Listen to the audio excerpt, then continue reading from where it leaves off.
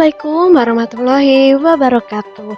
Kembali lagi dengan Ibu Falaga Syarafina Bian. Kali ini kita akan melanjutkan kembali pembahasan kita mengenai segi empat dan juga segitiga. Kali ini kita memasuki pembelajaran mengenai belah ketupat dan juga layang-layang. Kita amati bersama ya mengenai belah ketupat dan juga layang-layang.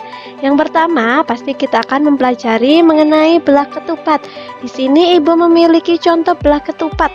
Nah, belah ketupat ini merupakan segi empat yang memiliki dua pasang sisi sejajar. Ya, dua pasang sisi sejajar dan kedua diagonalnya saling tegak lurus. Nah, ini pasti diagonalnya ini D1 dan juga D2, mereka ini saling tegak lurus membentuk sudut 90 derajat. Belah ketupat ini awal mulanya terbentuk dari segitiga sama kaki. Ya, dan bayangannya oleh pencerminan terhadap alas segitiga. Jadi, misalnya ini awalnya terdapat segitiga sama kaki. Ya, setelah itu Ibu tambahkan lagi dengan segitiga yang sama melalui pencerminan, dicerminkan terhadap D1 ini, sehingga timbullah belah ketupat seperti pada gambar yang di kiri ini. Jadi paham ya? Kemarin kita sudah membahas mengenai jajar genjang. Jajar genjang juga awalnya terbentuk oleh segitiga. Belah ketupat ini juga awalnya terbentuk oleh segitiga sama kaki, namun kita cerminkan. Kita tambahkan pencerminan terhadap cerminnya ini berada di D1, sehingga muncullah belah ketupat seperti pada gambar yang di kiri ini terhadap alas segitiga pencerminannya itu. Nah, selanjutnya kita akan membahas mengenai sifat-sifat belah ketupat.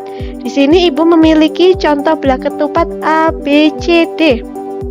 Dapat kita amati, ya di sini terdapat beberapa simbol yang menunjukkan bahwa panjangnya ini sama. Ya, dengan diagonalnya AC dan juga DB.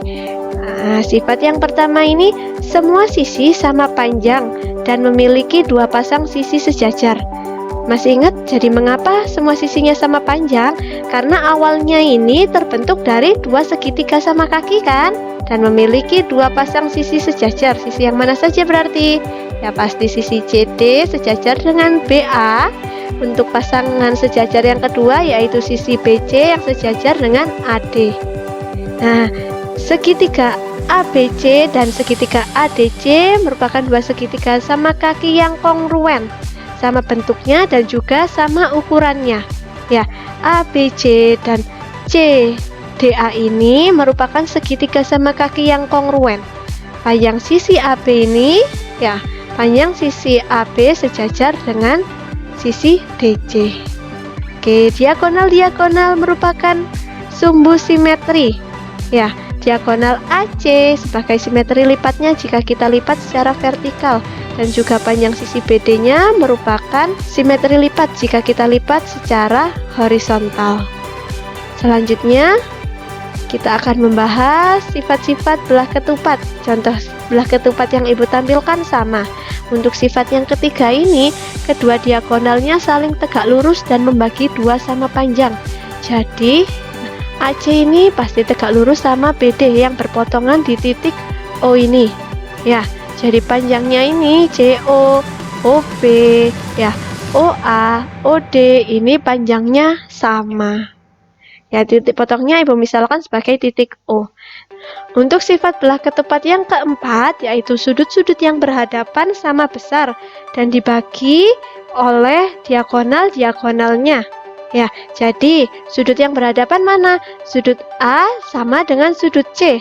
Sudut D ini sama dengan sudut B. Nah, apabila dibagi sama diagonalnya ini, maka menghasilkan sudut yang sama besar. Jadi, misalnya ini sudut DCA besarnya sama dengan BCA. Ya, selanjutnya sudut CDB besarnya sama dengan sudut ADB. Ya, oke, dapat kalian amati ya. Selanjutnya, kita akan membahas mengenai keliling dan juga luas dari belah ketupat. Sini Ibu memiliki contoh belah ketupat ABCD. Seperti biasa, namanya juga keliling, maka terdiri dari penjumlahan seluruh sisi dari belah ketupat. Jadi sisi ditambah sisi ditambah sisi ditambah sisi. Ya, atau sama dengan 4S ya, karena panjang sisinya sama. Selanjutnya ini luas belah ketupat. Luas belah ketupat tadi kita sudah membahas bahwa belah ketupat ini awalnya terbentuk dari segitiga sama kaki. Ya, jadi terdapat 2 kali luas segitiga seperti ini.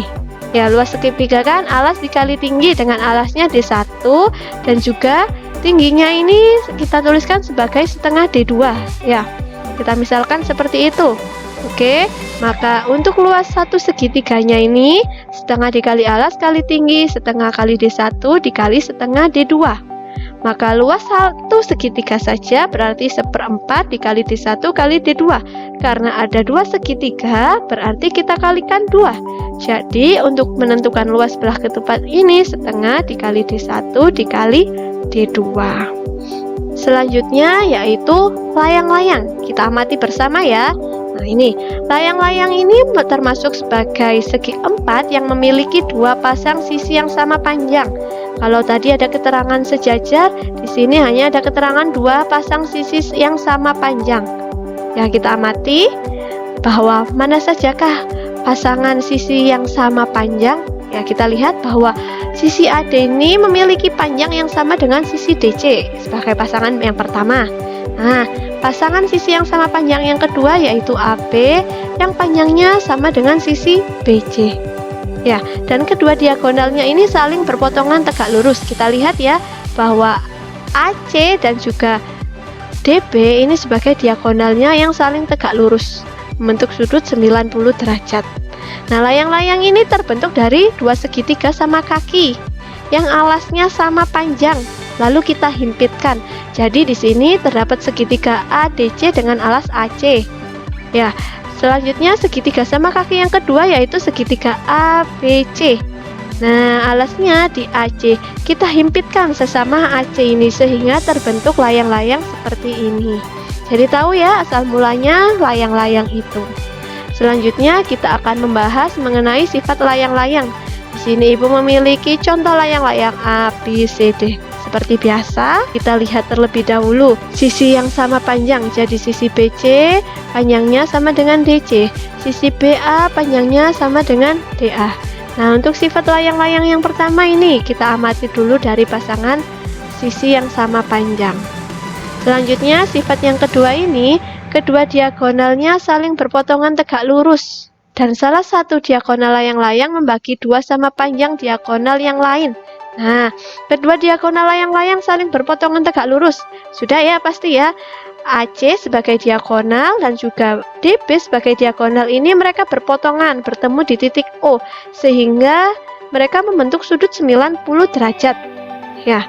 Nah, setelah itu salah satu diagonal layang-layang membagi 2 sama panjang diagonal yang lain. Yang mana berarti yang dimaksud? Kita lihat ya bahwa di sini terdapat diagonal AC dan juga diagonal BD. Mereka ini berpotongan dan membentuk titik O ini. Ya, titik potongnya titik O ini. Ya, setelah itu salah satu diagonal layang-layang membagi 2 sama panjang diagonal yang lain. Yang mana ini yang dimaksud? Kita lihat ya, di sini ada 2 diagonal. Sedangkan pada diagonal AC ya yang secara horizontal ini memotong diagonal BD sama panjang yang diberi tanda seperti ini. Ya, jadi panjangnya BO pasti sama dengan panjangnya OD. Nah, sedangkan besar sudut BOA sama dengan AOD atau sama dengan DOC atau sama dengan COB, yaitu 90 derajat. Selanjutnya kita akan membahas sifat-sifat layang-layang yang ketiga ini. Nah, di sini salah satu diagonal layang-layang merupakan sumbu simetri. Ya, karena segitiga DAB ini kongruen dengan DCB, ya maka kalau simetri lipat ini menjadi 1. Jadi titik A dan titik C ini berimpit secara vertikal ya kita lipatnya. Ya, sepasang sudut berhadapan yang sama besar. Sudut BAD ya sama dengan BCD, besarnya sama. Oke, selanjutnya kita akan membahas mengenai keliling dan luas layang-layang. Di sini Ibu memiliki contoh. Ya, di sini terdapat dua segitiga sama kaki yang berimpit sehingga membentuk layang-layang. Maka untuk kelilingnya S1 ditambah S2 ditambah S1 ditambah S2. Namanya juga mengelilingi. Ya.